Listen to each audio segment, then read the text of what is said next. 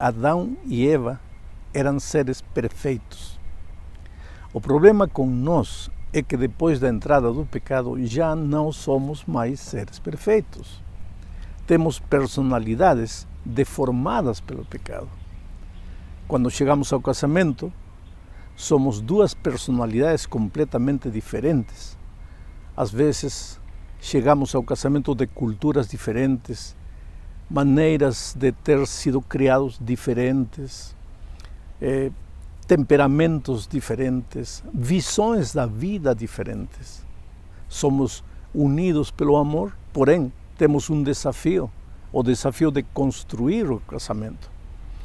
Esse desafio não se resolve em um ano, em 2, em 5 anos. Por isso, eu sempre digo que o casamento é a única escola onde você se matricula, começa a estudar, mas não se forma nunca, porque você vai envelhecer e vai continuar esse processo de adaptação, e nunca vai chegar ao ideal.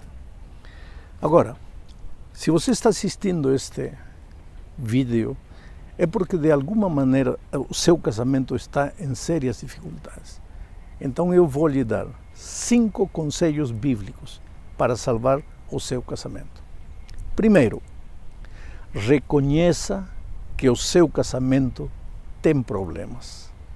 E o conselho bíblico está registrado aqui em Apocalipse capítulo 3, verso 17, e diz assim: como você diz, sou rico e estou enriquecido e de nada tenho falta, e não sabes que és um desgraçado e miserável, e pobre, e cego, e nu. Este texto é interessante, porque apresenta a realidade que Deus conhece, que Deus sabe, e que a vida apresenta, e por outro lado, apresenta o ponto de vista do ser humano. Aqui, Deus diz, você muitas vezes diz que está tudo bem, acha que está tudo maravilhoso, e no entanto está tudo ruim, está tudo mal. Agora, o conselho é, como você vai salvar o seu casamento se você não tem consciência de que seu casamento anda em problemas? A pior coisa que pode acontecer com você é cair na rotina massacrante de achar que está tudo bem, de achar que está tudo maravilhoso, quando o casal, a esposa ou o esposo, sozinhos sentem que a coisa não está andando, não tem paz no coração, sofrem, se angustiam, se sentem sozinhos. Sabe que não tem pior solidão que a solidão de duas pessoas juntas, que não falam, que não conversam, que muitas vezes se magoam e nem sequer falam que estão sendo magoados. Portanto, se você quer salvar seu casamento, aceite que tem problemas. O doente que não reconhece que está doente, não vai procurar o médico. E se não procurar o médico, vai morrer. O casamento onde o casal não reconhece que está em problemas, nunca vai procurar ajuda. Segundo passo, acerte as contas com Deus. E o texto bíblico para este conselho está aqui no Salmo 127, verso 1, e diz assim: se o Senhor não edificar a casa, em vão trabalham os que a edificam. Se o Senhor não guardar a cidade, em vão vigia a sentinela. Quer dizer, o casamento para ser feliz não precisa de 2 pessoas, precisa de 3. O homem, a mulher e Cristo. Porque se o Senhor não edificar a casa, não adianta o que você faça. Você pode até ser consciente de que seu casamento tem problemas. Você pode até procurar ajuda com as pessoas. Pode até procurar ajuda com especialistas, com psicólogos. Pode tentar resolver, pode colocar sua força, seu domínio próprio, boa vontade, tentando salvar o casamento. Não vai dar certo. Sabe por quê? Porque o problema está no coração humano. 98% dos problemas estão no coração humano, dentro. E a única pessoa que pode curar o coração é o Senhor Jesus Cristo. Por isso, Davi disse, se o Senhor não edificar a casa, não adianta. Em vão trabalham os que a edificam. O que faz Jesus na tua vida? Quando você reconhece que tem problemas e vai a Deus, o que faz Ele? Paulo, em Romanos 5:1 diz, justificados, pois, para com Deus, temos paz. Paz. Oh, querido, como você vai ter paz sozinho em seu coração se não estiver em paz com Deus? E como você pode ter paz com seu cônjuge se você não está em paz consigo mesmo? O coração está cheio de mágoa, está cheio de orgulho, de soberbia.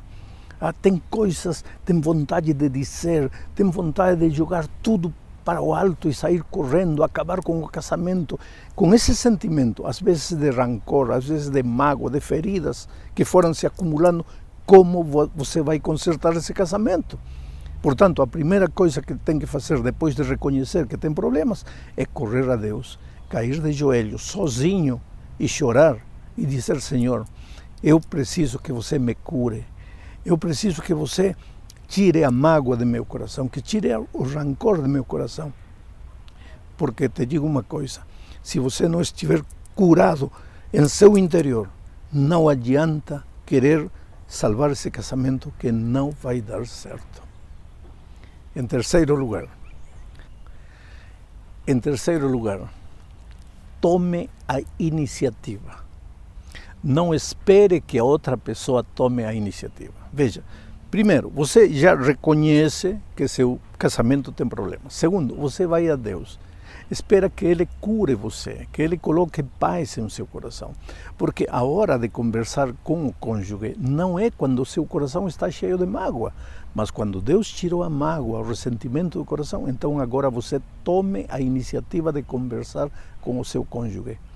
Porém, não vá em tom de súplica, não vá em tom de agressão. Por isso é que você precisa ser primeiro curado por Deus. Mas tome a iniciativa, não espere que a outra pessoa tome a iniciativa, porque de repente a outra pessoa não vai tomar nunca a iniciativa. Tem um texto que é o conselho bíblico para o que eu estou falando. E esse texto está aqui em Efésios capítulo 4, verso 26. Diz assim, irai-vos e não pequeis, não se ponha o sol sobre a vossa ira. Se você percebe o que Paulo está dizendo aqui, é que você deixou acumular a mágoa, o ressentimento, a raiva, as coisas que você tinha que falar. Você não falou na hora. O que Paulo está dizendo assim, se aconteceu algo entre você e seu cônjuge, você precisa falar, você precisa conversar, não na hora da raiva, mas quando as coisas se acalmarem, converse, diga o que você não gostou, diga o que ambos precisam melhorar, conversem, troquem ideias. Mas acontece que o ser humano deixa acumular, e quando já não aguenta mais, aí explode e fala tudo de uma vez. Aí não resolve nada.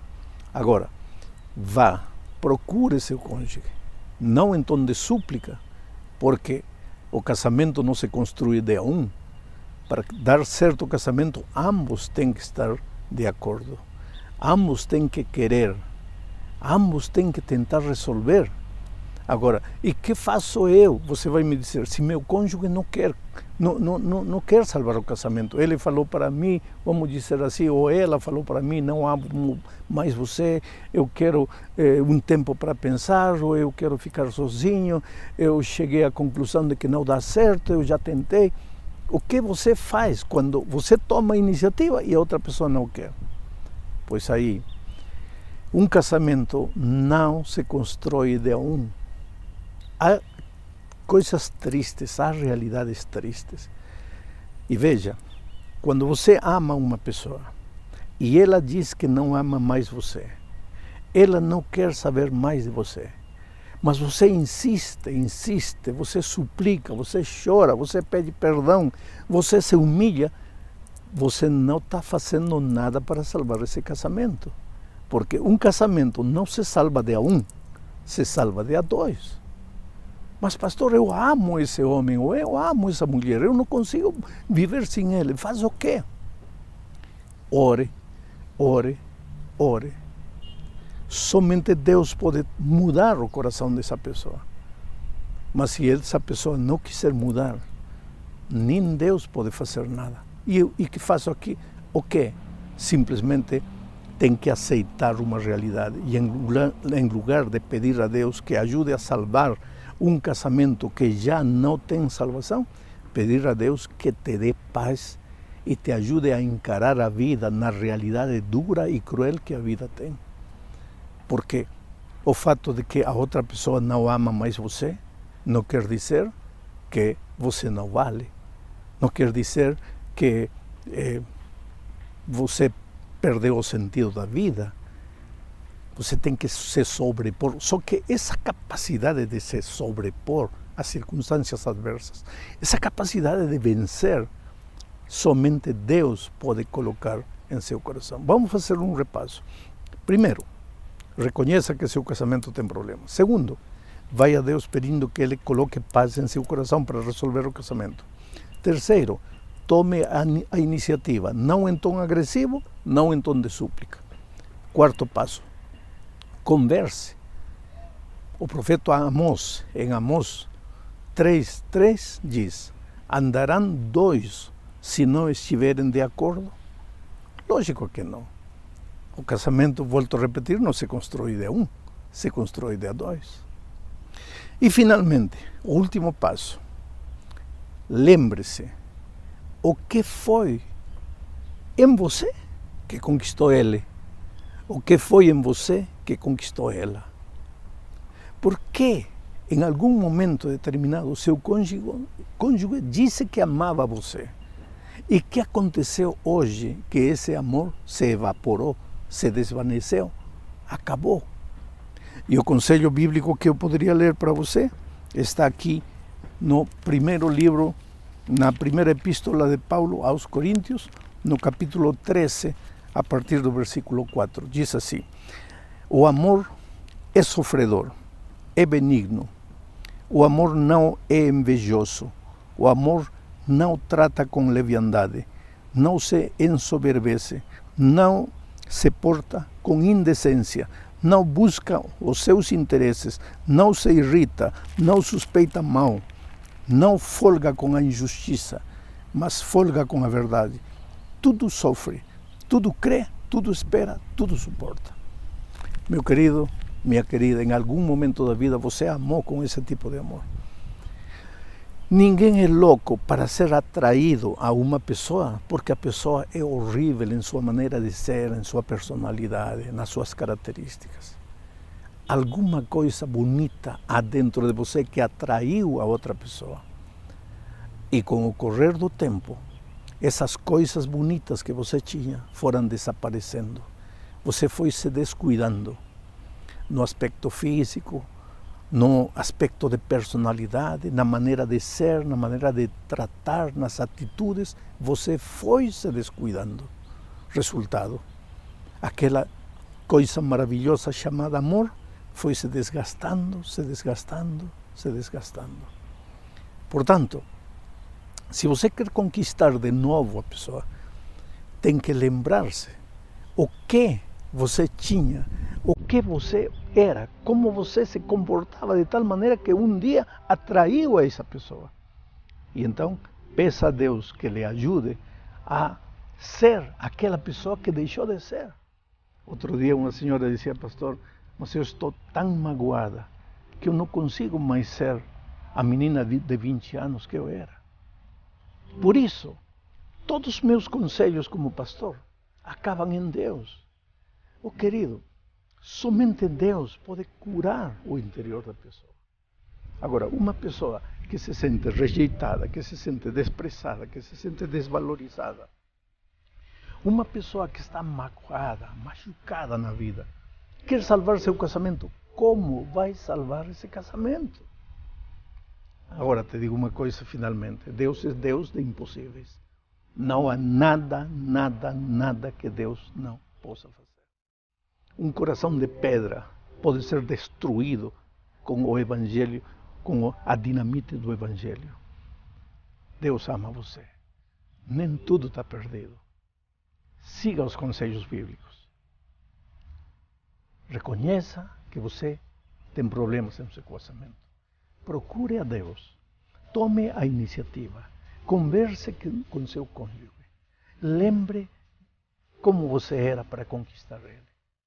Coloque tudo isso em prática e deixe o resto nas mãos de Deus.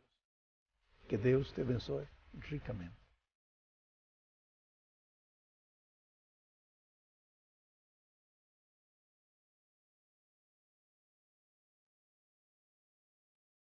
Pregunta que mucha gente se hace al devolver el sagrado diezmo. La gente se pregunta, ¿cómo es usado finalmente el diezmo? ¿Quién lo administra?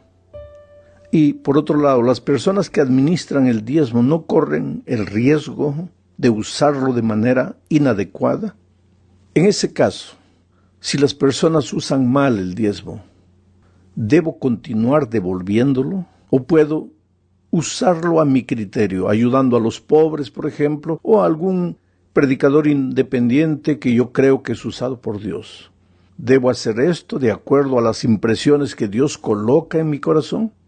Bueno, la semana pasada vimos que el diezmo es del Señor y por lo tanto devolvérselo es un asunto de honestidad con Él. Yo no lo puedo usar a mi criterio. Debo respetar las instrucciones divinas con respecto a su uso. En el estudio de esta semana analizaremos este asunto. Pero lo primero que debemos saber es que antes de irse al cielo, Jesús reunió a sus discípulos y les confió la misión de predicar el Evangelio a todo el mundo. Esta orden no fue dada porque Jesús no pudiera predicar el Evangelio. Ahora, Jesús es Dios. Si Dios quisiera, el mundo entero sería evangelizado en un instante. Ahora, Dios nos confió la misión porque nosotros necesitamos involucrarnos en la evangelización para crecer en nuestra experiencia cristiana. El cumplimiento de la misión en la vida espiritual es como el ejercicio en la vida práctica. La persona que no se mueve físicamente corre el riesgo de atrofiarse. Y en la vida espiritual, la persona que no sale, busca una persona para conducirla a Jesús, también corre el riesgo de atrofiarse espiritualmente. Por lo tanto, Dios quiere que participemos activamente de la obra más importante en la tierra, que es la obra de conducir personas a Jesús. Y es responsabilidad del mayordomo fiel buscar a esas personas que aún no conocen el Evangelio y hablarles de las buenas nuevas de salvación, pero al mismo tiempo es también su responsabilidad apoyar esta misión con los recursos que Dios le ha confiado.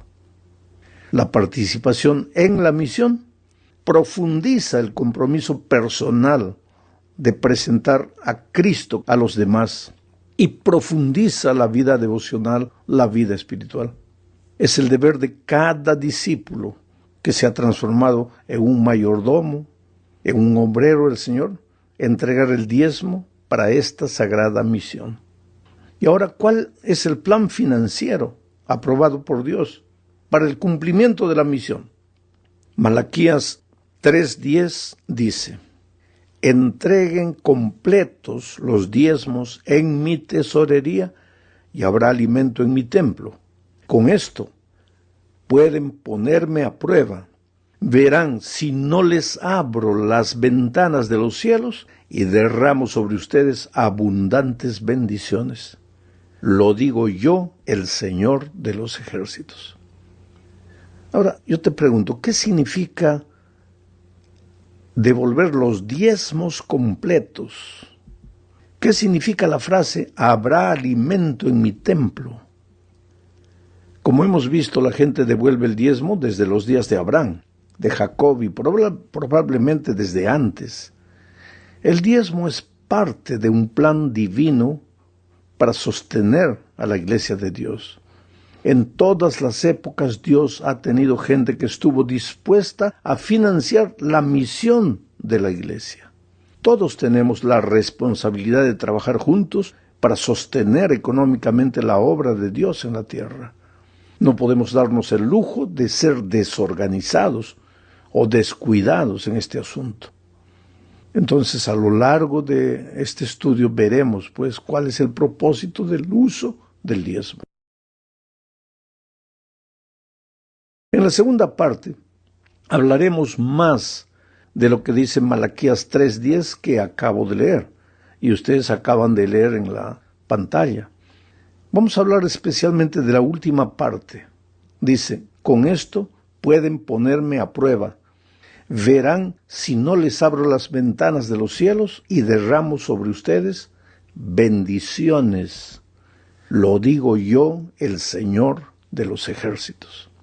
Para entender correctamente lo que registra Malaquías en este texto, hay que saber que en la literatura hebraica el pensamiento más importante de un texto no va primero, sino que se registra por último.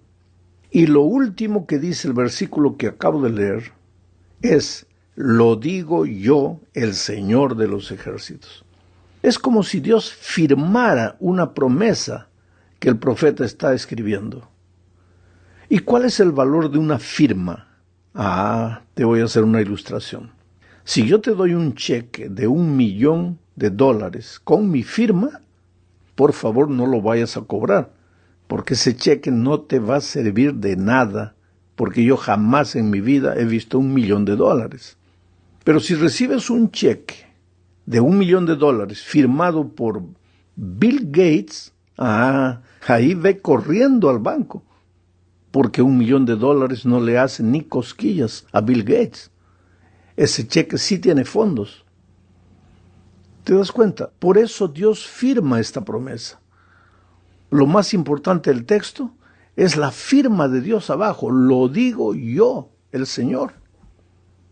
¿Y qué es lo que Dios promete? ¿Qué es lo que Dios dice en este texto?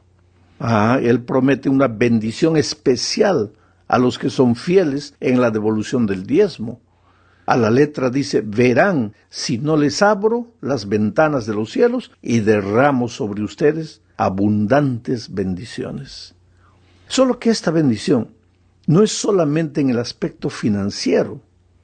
La abundancia que Dios promete no es solamente de dinero, porque la vida no es solo dinero. La bendición de Malaquías está relacionada con la palabra shalom en hebreo. Los judíos se saludaban, en lugar de decir buenos días, se saludaban con la palabra shalom. Shalom. Shalom es una bendición espiritual y material. Involucra salvación, felicidad, paz mental, la capacidad de enfrentar las adversidades de la vida con actitud victoriosa y naturalmente también prosperidad financiera. Y el diezmo, la bendición que Dios promete con la fidelidad del diezmo es este shalom, esta abundancia de bendiciones en todos los aspectos de la vida. Pero hay más. La bendición divina nos obliga, de cierta manera, a compartir esa bendición con los más necesitados. En otras palabras, somos bendecidos para poder bendecir a las otras personas. Dios puede extender sus bendiciones por todas partes a través de nosotros, derramando las bendiciones sobre nosotros. Y eso lo dice Primera de Pedro, capítulo 3, versículos 8 y 9. Lo voy a leer. En fin, únanse todos en un mismo sentir. Sean compasivos, misericordiosos, amigables. Ámense fraternalmente y no devuelvan mal por mal, ni maldición por maldición. Al contrario, bendigan pues ustedes. Fueron llamados para recibir bendición. Aquí está el pensamiento. Bendigan, pues ustedes fueron llamados para recibir bendición. Somos agentes de bendición, pero ¿cómo podríamos ser agentes de bendición si no hemos sido bendecidos? ¿Y cómo podríamos ser bendecidos si no hemos sido fieles en la devolución de aquello que le pertenece a Dios? En la tercera parte hablaremos del propósito del diezmo. Pablo le escribe a Timoteo diciendo: no pondrás bozal al buey que trilla. Y después añade: digno es el obrero de su salario. Ahora, estas dos frases que Pablo usa está en 1 Timoteo 5:18. Voy a leer literalmente el texto, pues la Escritura dice: no pondrás bozal al buey que trilla, y digno es el obrero de su salario. En este versículo, Pablo cita primero algo que Moisés había dicho en Deuteronomio capítulo 25:4 con relación al buey, y después menciona lo que Jesús dijo en Lucas 10:7 con relación a digno es el obrero de su salario. La frase sobre el buey es un proverbio antiguo y significa que es justo que el buey coma mientras trabaja. No puede trabajar sin comer. De la misma manera, el segundo proverbio que Jesús citó y que ahora Pablo también cita, significa que los obreros dedicados de tiempo completo a predicar el Evangelio, pues debieran recibir un auxilio económico para su manutención, porque todo su tiempo es dedicado a la obra de la predicación del Evangelio. Para entender mejor lo que estoy diciendo, es necesario conocer la soberanía de Dios y su cuidado con todo lo que Él establece. Por ejemplo, al establecer el ministerio de los levitas, que se dedicaban exclusivamente a las actividades espirituales en los tiempos de Israel, el Señor pues determinó que los levitas usaran el diezmo para su manutención. Eso es lo que dice Números capítulo 18, versículo 26. Habla con los levitas y diles: cuando ustedes reciban de manos de los hijos de Israel los diezmos que yo les he dado como su herencia, deberán presentarme el diezmo de los diezmos como ofrenda mecida. O sea, los levitas recibían el diezmo, comían del diezmo, se mantenían con el diezmo, pero por su vez ellos también tenían que devolver a Dios el diezmo de lo que recibían.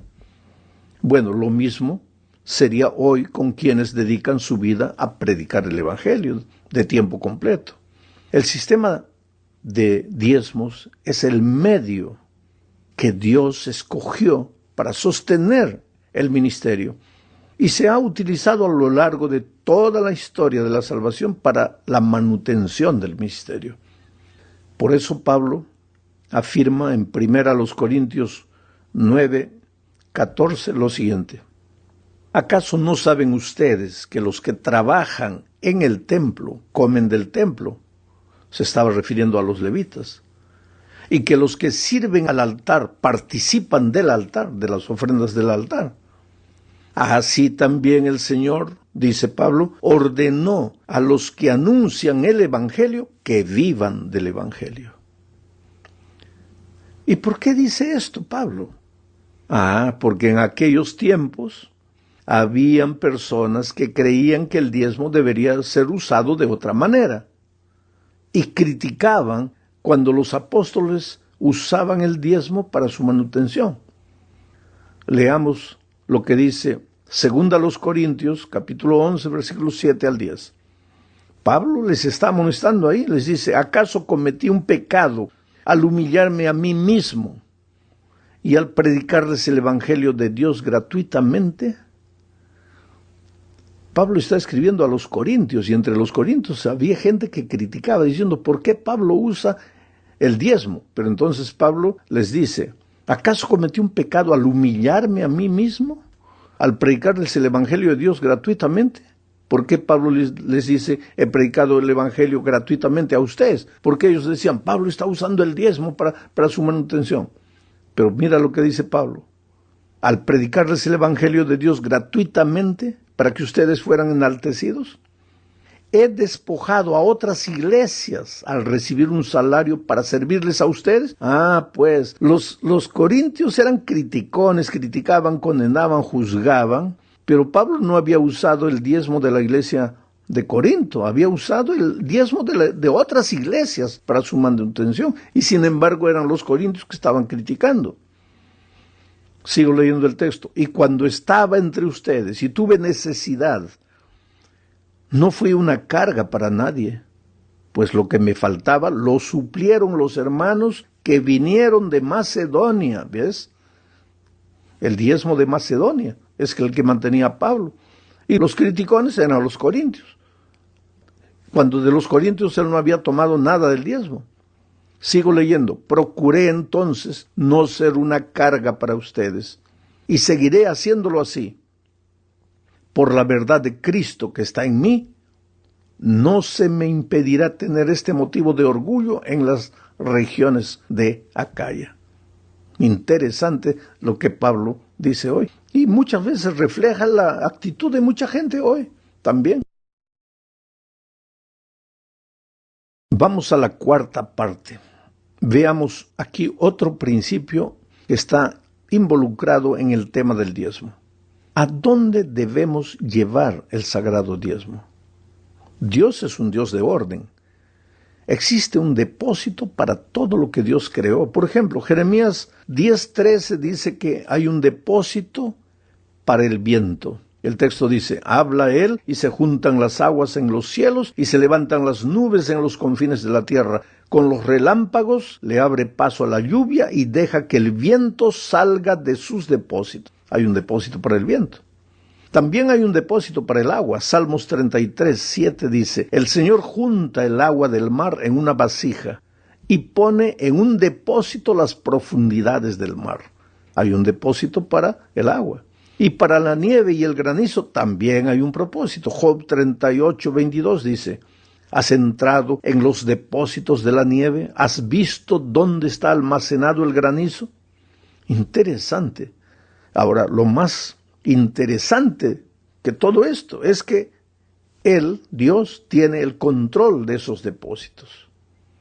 Ahora yo te pregunto, ¿por qué entonces no tendría un depósito para el diezmo sagrado? ¿Y por qué Él no tendría el control de ese depósito? Números 18:21 dice, a los hijos de Leví les he dado como herencia por su ministerio todos los diezmos de Israel, ya que ellos sirven en el ministerio del tabernáculo de reunión. Y en Malaquías, Dios dice, traed todos los diezmos al alfolí. El alfolí era la tesorería del templo, el depósito del diezmo. Había una especie de granero también en el templo de aquellos días, o al lado del templo, porque en aquellos tiempos el diezmo también era traído del fruto de la tierra, de los animales. No era solo dinero. En Deuteronomio capítulo 12, versículos 5 y 6, Dios instruyó a su pueblo diciendo, sino que buscarán el lugar que el Señor su Dios escoja de entre todas las tribus para poner allí la residencia de su nombre, y allí acudirán para llevar sus holocaustos y sacrificios, diezmos, ofrendas elevadas, sus votos y ofrendas voluntarias, y las primicias de sus vacas y de sus ovejas. O sea, Dios instruía. Hay un depósito que pertenece al templo. La gente que administra el templo, la vida de la iglesia, es la que administra ese dinero. ¿Y quiénes son ellos hoy? Los ministros. Ahora, ¿pueden equivocarse? Claro que pueden equivocarse, pero ellos darán cuenta a Dios de sus errores. Yo voy a ser fiel a Dios devolviéndole lo que es mío. Si alguien usa mal ese sagrado diezmo, pues él dará cuenta a Dios. Yo no puedo ser responsable por lo que otro es responsable, porque a mí no me dio Dios la responsabilidad de administrar el sagrado diezmo. Llegamos al fin de este comentario hablando del diezmo y la salvación por la fe. Lo primero que necesitamos entender es que Dios no puede ser comprado. No es porque le das el diezmo, estás comprando los favores de Dios. Tampoco podemos creer que Dios necesita de nuestro dinero, pues Dios es Dios, pues. A lo largo de mi vida he visto a Dios haciendo milagros, literalmente, para llevar su obra adelante. No había un centavo para un determinado proyecto y Dios de repente hacía aparecer ese dinero. Dios es Dios. El diezmo es una manera de conocer la soberanía divina. Ni siquiera es gratitud. Es respeto, es adoración al que es dueño de todo, que por amor compartió su vida con nosotros. No podemos caer en el peligro de creer que porque somos fieles en el diezmo, Él está obligado a bendecirnos. Le voy a contar una experiencia, y esta experiencia es interesante. En algún lugar, en el campo, en la agricultura, había un hermano fiel en la devolución de sus diezmos, y los vecinos, pues que no eran cristianos, se reían de él, se burlaban de él: eres tonto, estás devolviendo dinero ahí para que los pastores coman, etc. Tú sabes cómo son los incrédulos. Pero él era fiel, y entonces vino una plaga de langostas como una nube negra, venía, pues, y todos comenzaron a desesperarse, y él tranquilo, el hermano fiel, cristiano, tranquilo, porque había prometido, pues, si yo soy fiel a Dios, pues Dios va a cuidar mi plantación de trigo. Pero vino la plaga de langostas, vino, y no comió ninguna chacra, solo acabó con la chacra de él, con el sembrío de él, con todo el trigo de él. Y de los vecinos incrédulos no tocó nada. Entonces, cuando pasó la plaga, los vecinos vinieron a burlarse de él. Oye, ¿cómo dices que Dios cumple su promesa? Y él, tranquilo, les hizo una pregunta. Les dijo: ¿de quién son las langostas? De Dios. ¿Y de quién es esta plantación de trigo? De Dios. Entonces, ¿dónde tienen que comer las pobres langostas de Dios? En el sembrío de Dios. Y es por eso que comieron en mi sembrío. No podrían comer el sembrío de ustedes porque sería deshonestidad. Bueno, esa es la actitud del cristiano. Yo soy fiel a Dios, y si aparentemente no me bendice, ¿cuál es el problema? Pero en el caso de este hombre, unos días después comenzó a florecer de esas plantaciones de trigo comidas, comenzó a florecer de nuevo el trigo, y ese año tuvo la más grande cosecha de todos los tiempos, porque así es Dios. El problema es que nosotros somos inmediatistas. Por eso este tema, el diezmo, tiene que ver con la justificación por la fe, en el sentido de que ¿qué es justificación por la fe? Pues tú no haces nada, Dios lo hace todo.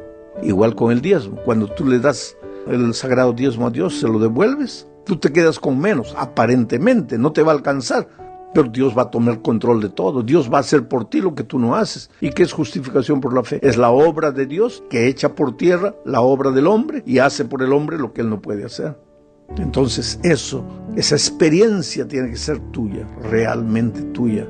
Vas a deleitarte en las maravillas que Dios ha planeado para tu vida cuando aprendes a ser fiel con Él. Que Dios te bendiga ricamente.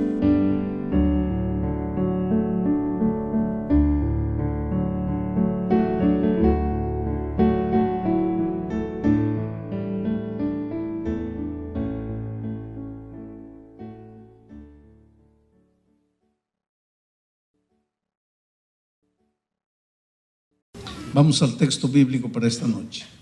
Romanos capítulo 6. El tema de esta noche es muy, muy interesante. El versículo 3 es el texto.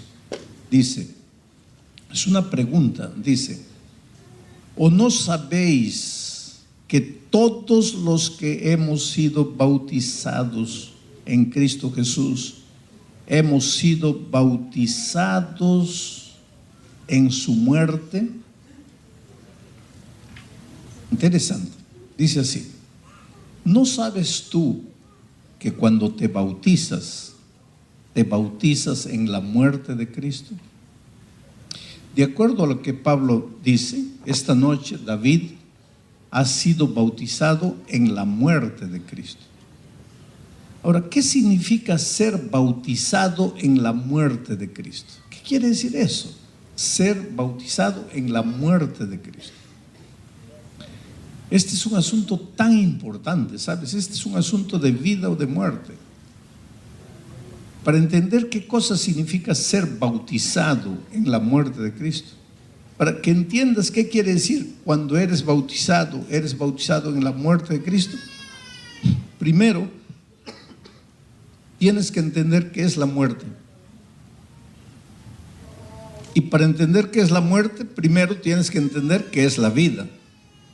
Porque la muerte es lo contrario de la vida. La muerte es la ausencia de vida. Donde hay muerte, no hay vida. Y donde hay vida, no hay muerte. Muerte y vida juntas no pueden andar. Entonces, para que tú entiendas qué quiere decir cuando eres bautizado en la muerte de Cristo, tienes que entender lo que es la muerte. Pero para eso tienes que entender lo que es la vida. Ahora, ¿qué es la vida? Esto es lo que mucha gente no entiende. Mucha gente piensa que una persona está viva cuando respira, cuando se mueve. Por ejemplo, todos los que estamos aquí estamos vivos. Sí, desde el punto de vista biológico, todos estamos vivos, porque todos respiramos, porque todos nos movemos. Pero la vida no es solo el aspecto biológico, porque tú no eres solo un cuerpo. Tú, además de cuerpo, eres sentimiento. Tú amas, tú te encolerizas, tú sufres, tú te resientes, tú eres sentimiento. Y tú también tienes un aspecto espiritual en tu vida. Entonces, la vida, para ser completa, tiene que abarcar todas las áreas de tu vida. Desde el punto de vista biológico, una persona que respira, que se mueve, está viva. Entonces, todos nosotros biológicamente estamos vivos. Algunos más, otros menos, pero todos estamos vivos. Unos enfermos, otros sanos, pero todos estamos vivos. Ahora, pero para que tú vivas la vida en plenitud, tú tienes que entender qué es la vida realmente. Y cuando Jesucristo estuvo en esta tierra, dijo así: yo soy el camino, la verdad y la vida. Yo podría predicar una semana entera solo de este versículo. Yo soy el camino, la verdad y la vida. Mira, ¿para qué sirve un camino? ¿Para qué sirve un camino? A ver, un camino sirve para llegar a un lugar, ¿no es cierto? Si tú quieres llegar a Dallas, tienes que agarrar la 41 norte. La 45 norte. Pero si tú agarras la 45 sur, te vas a México. ¿Tú te das cuenta? El camino sirve para llevarte a un lugar. El camino sirve para llevarte a un lugar. Hay gente que dice: pastor, no sé cómo salvar mi matrimonio. Es que no conoces el camino, porque hay un camino para salvar tu matrimonio. Pastor, no sé cómo pagar mis deudas. Es que no conoces el camino, porque hay un camino para pagar las deudas. Pastor, no sé cómo perdonar. Tú sabes que el perdón es una cosa vital en la vida, porque el odio, el rencor te envenena.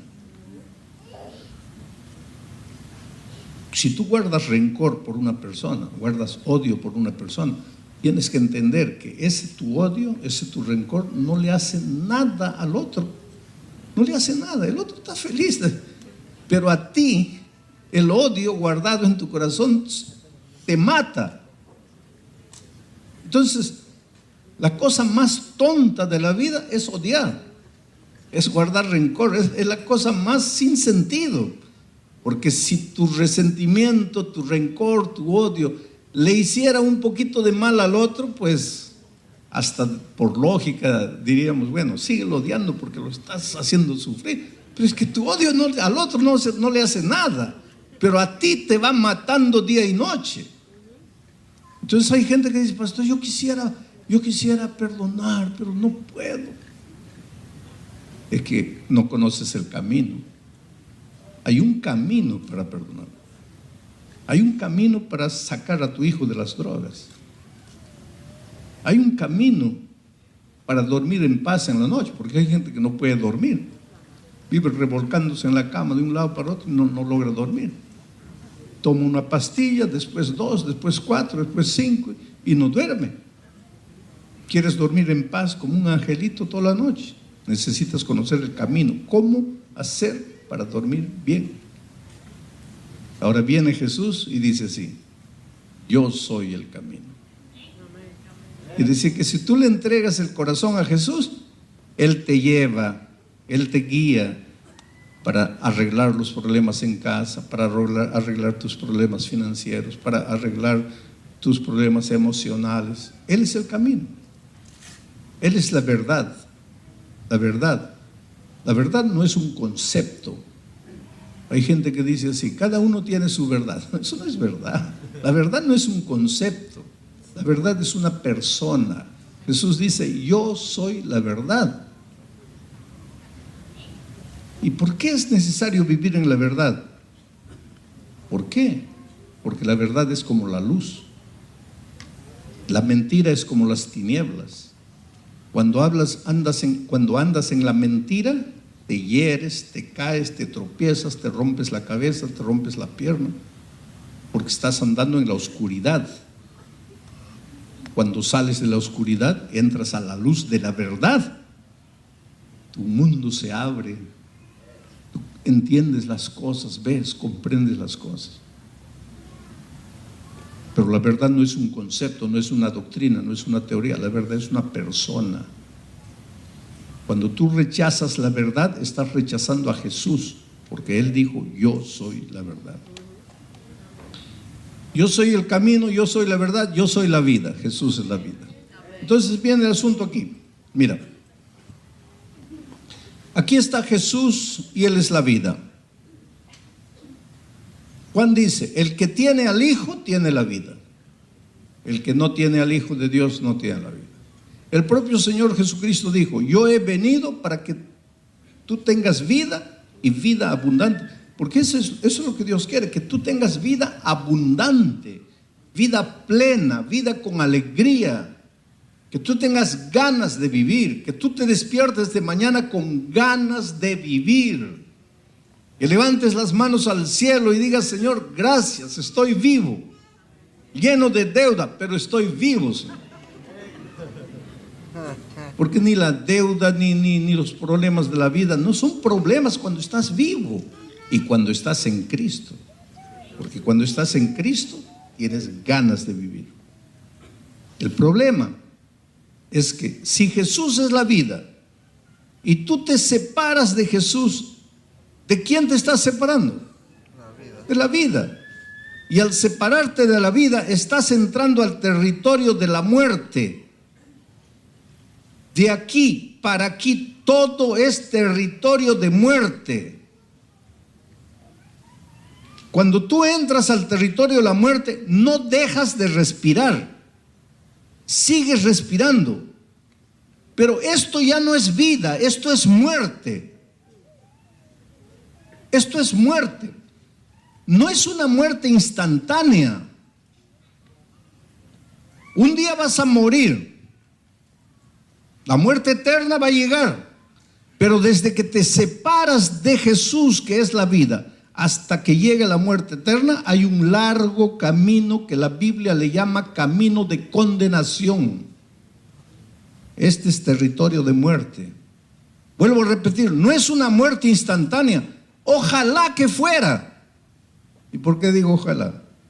Porque si murieras, te separas de Jesús y mueres, ya no sufrirías. Pues ya los muertos ya no saben nada. Pero no mueres. Quiere decir, no dejas de respirar. Sigues vivo, pero ya en el territorio de la muerte. En este territorio de muerte suceden dos cosas. Primero, el diablo te puede quitar todo. Todo. Te quita el dinero, te quita la familia, te quita el empleo, te quita los valores, te quita los principios. Te hunde en la desesperación, no puedes dormir, no sabes qué hacer, te preguntas, Dios mío, ¿qué hago? ¿Para qué estoy aquí? ¿Para qué vine? Tú ves crecer a los otros y tú cada vez te hundes más y más y no tienes explicación, Señor, ¿por qué estoy aquí? Y llega un momento en que mucha gente no aguanta, agarra un revólver, se da un tiro. Porque esto no es vida, esto es... Tú no has escuchado a la gente decir, esta vida es un infierno, esta vida es una maldición, esta vida no es vida. Claro que no es vida, estás en territorio de muerte. La vida solo es vida cuando estás en Cristo. Separado de Jesús, estás muerto. Estás muerto. Andas, caminas, te mueves, trabajas, pero estás muerto, nada te sale bien. Esa es una de las cosas que el diablo puede hacer contigo aquí en el territorio de la muerte. Pero la otra cosa que el diablo puede hacer es que te da todo. Te da todo. Te da dinero, casa, mansión, lo que tú quieras, poder, gloria, fama, aplauso. El diablo te puede dar todo también. ¿Acaso no se atrevió a ofrecerle a Jesús, al propio Señor Jesucristo? Todo esto te daré si postrado me adorares. El diablo es dueño de todo, te puede dar. Pero hay una cosa que él no te puede dar: paz. ¿Y por qué? Porque el pobrecito no tiene paz. ¿Cómo te va a dar lo que no tiene? Y si no tiene paz, ¿de qué te vale el dinero, las casas, las mansiones, el poder, la fama? No te vale de nada. Es como si no tuvieras nada. Por eso hay gente famosa que se mata. Por eso Michael Jackson, que no sabía qué hacer con el dinero, se drogó hasta morir. Por eso Robin Williams, famoso, murió alcohólico, porque en su desesperación pensó: la salida es el alcohol. Esa es la peor tontería que tú puedes pensar. Estás en problemas, la salida es emborracharme. Sí, emborráchate. Cuando te despiertes está todo peor. Ahí tienes que emborracharte más. Y cuando te despiertas está todo peor. Y llega un momento en que pues Robin Williams agarró una cuerda y se ahorcó. Y esta semana murió otro artista. Están escondiendo la razón. Famoso, pero vacío. ¿Y por qué vacío? Porque no tienes paz. Entonces, en este territorio de muerte, el diablo o te quita todo, te lleva a la desesperación, o te da todo, pero no te da paz y de nada te sirve, igual te lleva a la desesperación. Y algunos ya ni esperan que llegue la muerte eterna, ya en el camino ellos mismos se matan. Si tú te preguntas: pastor, ¿por qué nada me resulta bien? ¿Por qué todo lo que intento? ¿Por qué todo lo que hago? Yo me esfuerzo, yo trabajo. El otro día una señora me decía: pastor, yo trabajo en 2 empleos. Hago por año más o menos $70,000. Lo que para aquí a Estados Unidos no es para que digas que eres rico, pero también no es para que pases necesidad. 2 empleos. Dice: pastor, no tengo un centavo. Debo a todo el mundo. Soy una mujer infeliz. ¿Qué me falta? Pero ella tiene tiempo para todo menos para Dios. Ella piensa que Dios es un detalle. Bueno, eso depende de la fe de cada uno. No depende de la fe de cada uno. Esta es la realidad de la vida. La vida es Cristo. Solo en Él tu vida tiene sentido. Puedes tener dificultades. Los que están en Cristo pueden enfrentar dificultades también. Pero las dificultades no te amilanan, no te destruyen, porque el Señor Jesucristo genera esperanza en tu corazón. Esperanza es ver el futuro sin miedo, la certidumbre de que mañana es otro día. Y hay una cosa: el diablo te puede quitar todo, te puede hacer sufrir también aunque estés en Cristo. ¿Pero por cuánto tiempo? Jesús murió el viernes, el diablo dio la carcajada. El sábado Jesús estaba en la tumba, el diablo siguió dando la carcajada. El domingo Jesús estaba en la tumba, el diablo dio la carcajada, pero de repente la tierra se abrió y Jesús resucitó. Y el diablo tuvo que tragarse su carcajada. ¿Sabes lo que Dios te está diciendo? Es que el diablo te puede hacer sufrir 1 día, 2 días, pero hay un tercer día en que él va a tener que tragar su carcajada, porque tú eres hijo de Dios. Tú eres un príncipe del reino. Tú no eres cualquier ser humano. Eso si estás en Cristo. Pero si no estás en Cristo, si estás en el territorio de la muerte, pues ahí eres una pobre víctima. El diablo juega contigo como le da la gana. Hace contigo lo que le da la gana. Destruye tu matrimonio, destruye a tus hijos. En la desesperación te metes a los vicios, a la pornografía, al alcoholismo, al cigarro, a las drogas. ¿Y cuál es el resultado? No logras nada, no hay solución. Te metes a la brujería, a la hechicería, a los cristales, a esto, a aquello, a las pirámides, y no encuentras salida. El humanismo viene y te dice: no, saca la energía, y ahí, oh, la buena vibra, que eso, que aquello. ¿Qué buena vibra? estás en territorio de muerte. Aquí todo es muerte, aquí nada te sale bien. Ahora viene la pregunta. Si tú estás aquí y te das cuenta que la solución está en Cristo, ¿hay salida para ti, sí o no? ¿Y cuál sería la salida? ¿Cuál sería la salida lógica? Regresa, vuelve, ve a Jesús, entrégate a Jesús, ríndete a Jesús. ¿Y Jesús te recibiría o no? Claro que sí. Él está con los brazos abiertos diciendo, hijo, ven, ven, ven, te está llamando. Y hay una cosa, el diablo puede hacer todo lo que quiera para jalarte para aquí, para que dejes el territorio de la vida y entres al territorio de la muerte. Pero el diablo no tiene ningún poder para impedir que vuelvas allá. No, porque todo es asunto de tu decisión, tu voluntad. Tú viniste aquí porque quisiste, y si regresas será porque quieres. El diablo no te puede impedir que vayas si tú quieres. Entonces tú comienzas a regresar a Jesús, a regresar a la vida. Pero cuando estás en el camino, ahora les voy a hacer una escenificación así para que ustedes entiendan. Porque el diablo conoce la Biblia. El otro día alguien me dijo, pastor, el diablo es ateo. No, el diablo no es ateo, el diablo es creyente. Y eso lo dice la Biblia. Santiago dice, ¿tú crees en Dios? Muy bien, el diablo también cree. Entonces el diablo es creyente, el diablo no es ateo. Entonces no pienses que porque eres creyente tú estás bien, porque el diablo también es creyente y no le ayuda de nada. Creer, eso no es suficiente. La vida cristiana no es solo creer amén, amén, amén. Te vas a morir diciendo amén y nada va a pasar. Tienes que vivir la vida cristiana, tienes que comprometerte con las enseñanzas divinas. Pero sigue diciendo amén, no está mal decir amén. El problema es solo decir amén y acabado ahí. No. Entonces, ¿qué pasa? El diablo estudia la Biblia, el diablo conoce la Biblia. ¿Te acuerdas que cuando fue al desierto a tentar a Jesús fue con la Biblia abierta y le agarró versículos de la Biblia? Y yo te digo una cosa, el diablo conoce la Biblia mejor que muchos de los que están aquí, porque el diablo usó cada versículo a Jesús. Está escrito, mira, está escrito, está escrito. El diablo es un diablo bíblico, no solo un diablo creyente, sino un diablo bíblico. Y como conoce la Biblia, cuando tú estás regresando a los brazos de Jesucristo, el diablo que conoce la Biblia le dice, espera, Señor, espera.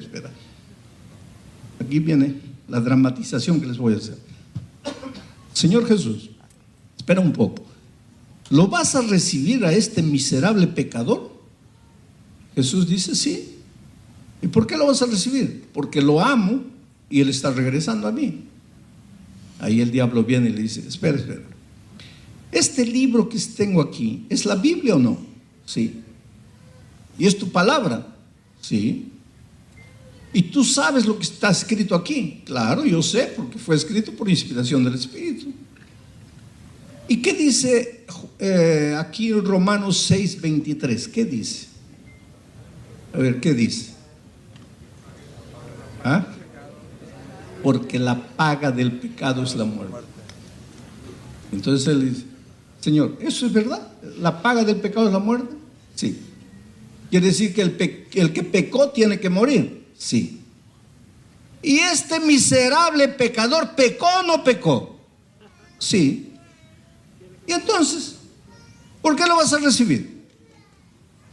Tiene que morir o tu palabra es mentira. No, es verdad. Entonces tiene que morir. ¿Y ahí? ¿Qué hacemos ahora para resolver el problema del hombre?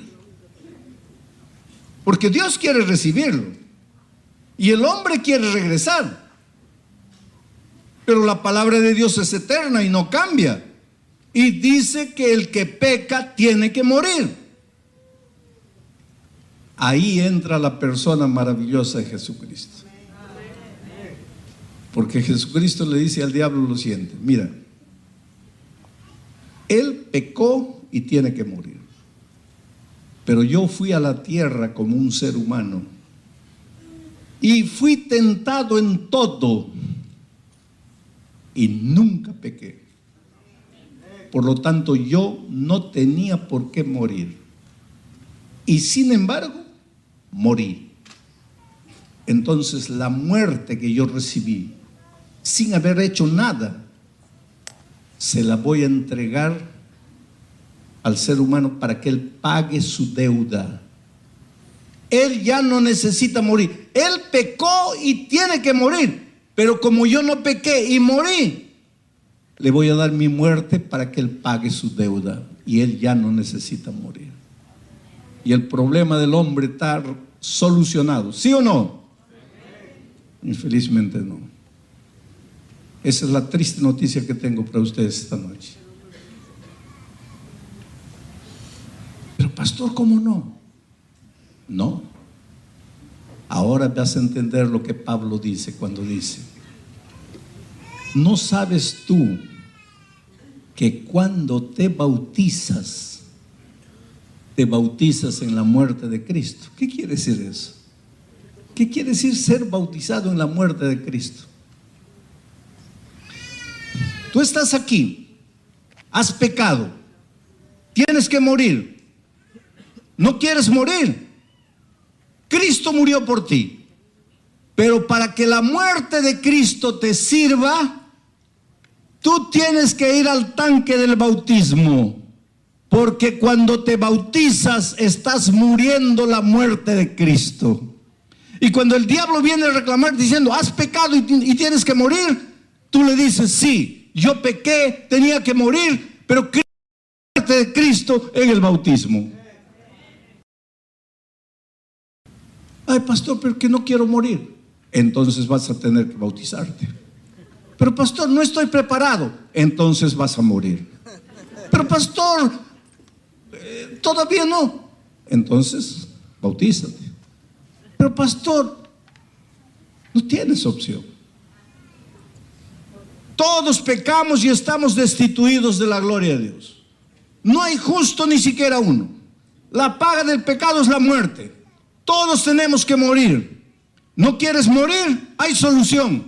Cristo murió por ti. Pero para que la muerte de Cristo te sirva, tienes que bautizarte. ¿No quieres bautizarte? Tienes que morir. ¿No quieres morir? Tienes que bautizarte. ¿No quieres bautizarte? Tienes que morir. ¿Qué prefieres? ¿Qué prefieres? Y no es muerte instantánea, es muerte lenta, lenta. ¿Quieres salir de esta situación? Bautízate. ¿No quieres bautizarte? Vas a seguir muriendo la muerte. ¿No quieres esto? Bautízate. No tienes otro camino. El bautismo no es una opción. Pero hay gente que me dice así: ay, pastor, téngame paciencia, pastor, déjeme pensarlo, pastor. Y el otro día alguien me dice: pastor, yo quisiera bautizarme, pero es que en la iglesia he encontrado dos hipócritas que viven, que no viven lo que predican. Y cada uno inventa su argumento.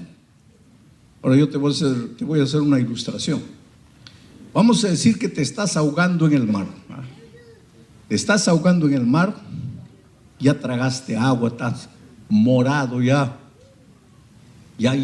no puedes más, has luchado, ya estás sin fuerza, ya te estás ahogando, y cuando ya estás ya para morir, ya para hundirte definitivamente, yo aparezco en un helicóptero acompañado de 2 personas y te arrojo una cuerda, una soga, y te digo: agárrate, agárrate. Y tú todo ahogándote: ay, pastor, téngame paciencia, pastor, déjeme pensarlo. Pues piénsalo. Allá en el fondo del mar, piénsalo. No tienes que pensar. Agárrate de la cuerda, es tu única salida, no hay otra salida.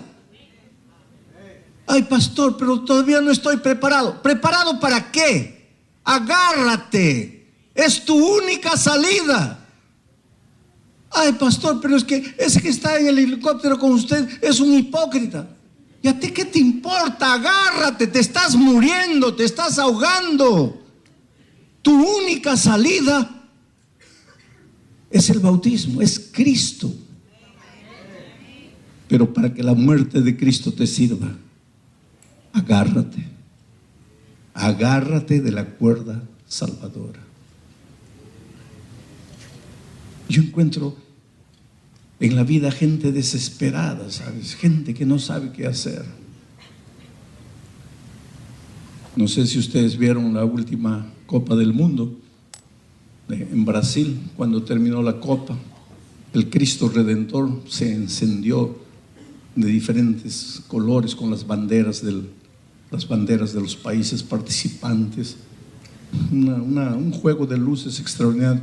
El ingeniero que hizo ese juego de luces era un ateo alemán que vivía en el Brasil hace muchos años.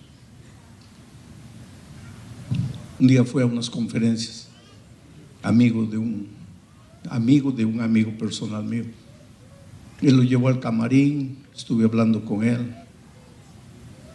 Y él me dice: pastor, estoy con diabetes, condenado, me están queriendo amputar la pierna, fumo, no puedo parar de fumar, eso complica mi vida, bebo, y lo peor, pastor, no puedo dormir, no duermo. Tomaba una pastilla, ahora ya estoy con 6 pastillas, no duermo. ¿De qué me vale todo el dinero que tengo? ¿De qué me vale la fama que tengo? ¿De qué me vale todo el arte que tengo? No me sirve nada, no soy feliz. Y aquel día prediqué este tema. Y le dije: tu única salida es Cristo. Tu única salida es Cristo. No tienes otro camino. Yo quisiera presentarte una tercera opción, que sería: piénsalo un poco. No hay. Dios no te da una tercera opción. O tú mueres en la vida que estás viviendo, o tú sales de esa vida. Pero para que la muerte de Cristo te sirva, tienes que bautizarte. Y cuando hice el llamado y pregunté quién es la primera persona que quisiera levantarse, ese hombre se levantó y vino adelante. 2 meses después falleció bautizado.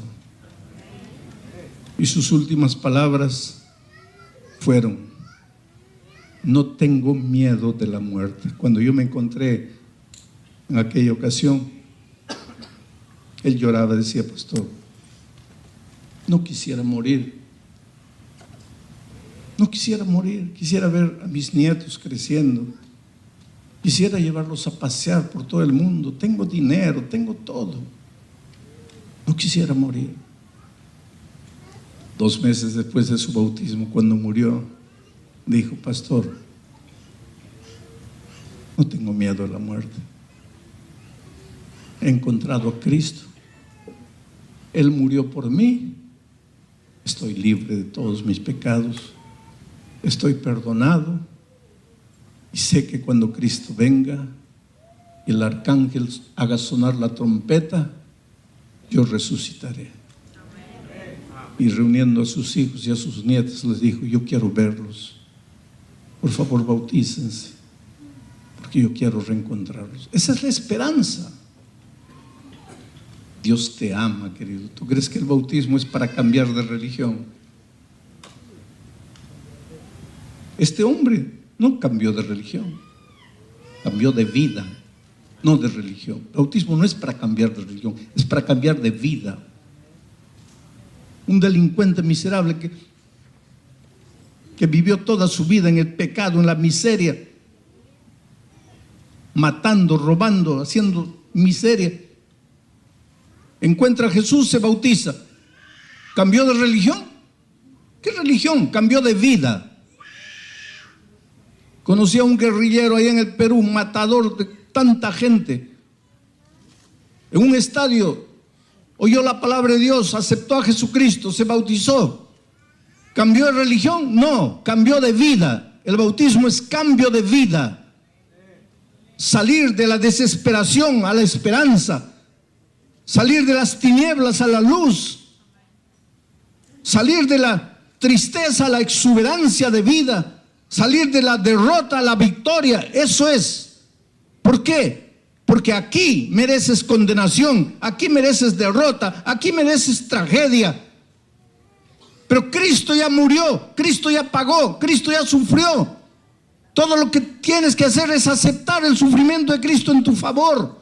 Pero para que el sufrimiento de Cristo, la muerte de Cristo te sirva, tienes que bautizarte. Porque cuando te bautizas en la muerte de Cristo. Dios te ama como tú no tienes idea, querido. Tú piensas que esta noche Dios está mirando para una iglesia llena. Dios solo te está mirando a ti. Y Él conoce tus sueños. ¿Por qué viniste a este país? ¿Qué buscas? Cuando estás solo y piensas en tu cuarto, acostado en tu cama, estoy envejeciendo y no he hecho nada. ¿Dónde crees que Dios está? A tu lado. Él conoce tu vida. Él quiere ayudarte. Él te ama. Él quiere llevarte a vivir la vida plena. Pero no puede forzarte. No puede agarrarte con una cuerda y arrastrarte. Solo te puede llamar, llamar y llamar. Por eso esta noche te voy a hacer una invitación especial. Esta invitación no es para los miembros bautizados de la iglesia, porque ustedes un día ya se levantaron y ya fueron. Esta invitación tampoco es solamente para que abras tu corazón y le digas a Jesús: Señor, estoy aquí, te entrego mi vida. Esta invitación es para todos los que se han levantado las otras noches, pero que esta noche quieren avanzar un paso más adelante, porque quieren decirle a Jesús: Señor, yo quisiera prepararme para el bautismo. Tal vez mañana, tal vez la próxima semana, tal vez dentro de 15 días, pero yo quisiera prepararme para el bautismo, porque quiero bautizarme en la muerte de Cristo, porque no quiero más vivir la vida que he vivido hasta aquí, porque quiero vivir la vida abundante que Jesús tiene para mí.